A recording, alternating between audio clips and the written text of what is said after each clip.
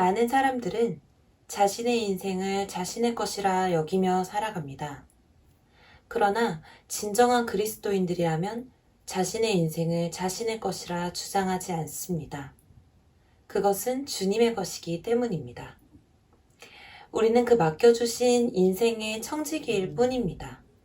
청지기의 의무는 주인에게 신실한 것입니다.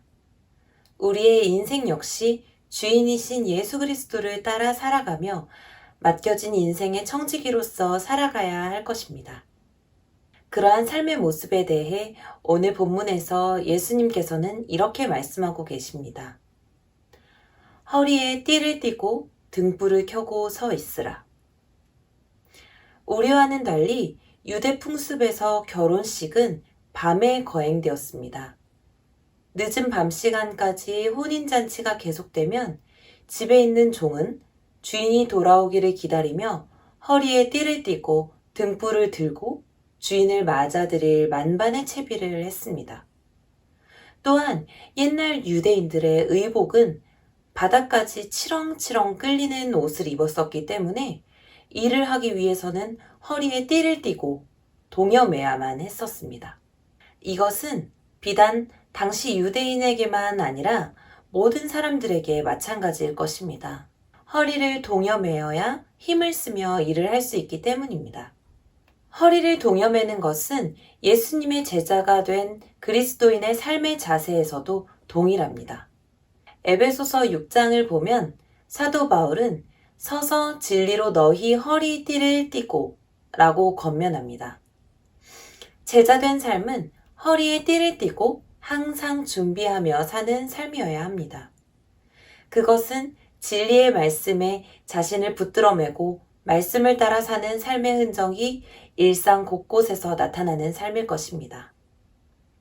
말씀으로 자신을 동이지 않으면 우리는 금세 자신의 욕망에 사로잡혀 살게 됩니다. 또한 깨어있는 존재로서 제자된 삶은 등불을 켜고 서 있는 존재들입니다. 그리스도인은 세상에서 빛과 소금으로 부름을 받았습니다. 예수님은 제자들을 향해 너희는 세상의 빛이라 라고 말씀하셨습니다. 등불은 자신의 위치를 투명하게 드러나게 하며 그 빛은 어두움을 사라지게 합니다. 생명을 상실한 어두운 이 땅에 빛으로 오신 예수님처럼 그리스도인은 이 땅 가운데 진리를 비추는 빛이 되는 삶으로 부름받았습니다. 이렇게 주인이 올 때 자지 않고 깨어 맞이하는 종들을 위해 예수님께서는 너무나 확실하고 충격적인 보상을 약속하십니다. 앞서 말했던 것 같이 당시 혼인 예식은 밤 늦게 이뤄졌습니다. 그것도 가장 피곤한 시간인 밤 12시에서 새벽 3시경입니다. 그 사이에 주인이 오더라도 깨어 준비하는 종에 대해 복되다고 반복해 말씀하시며 그 종들과 함께 만찬을 즐길 것이라고 말씀하고 계십니다. 그런데 그 만찬의 묘사를 보면 굉장히 충격적입니다.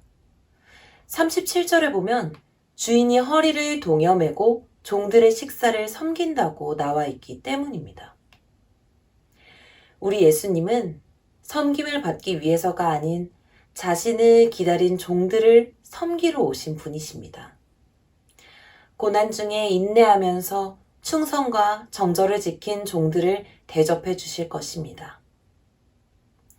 그런 예수님을 기억할 때 우리는 청지기로 부르신 그 부르심에 더욱 합당한 삶을 살게 되길 원합니다. 세상의 욕망에 흔들리며 자신이 주인인 양 썩어지는 것에 마음을 빼앗기는 불의한 종이 아니라 말씀에 자신을 붙들어 매며 진리의 등불을 항상 켜서 다시 오시고 우리를 위로하실 예수님을 사모하며 사시는 참된 청지기들 되시기를 바랍니다.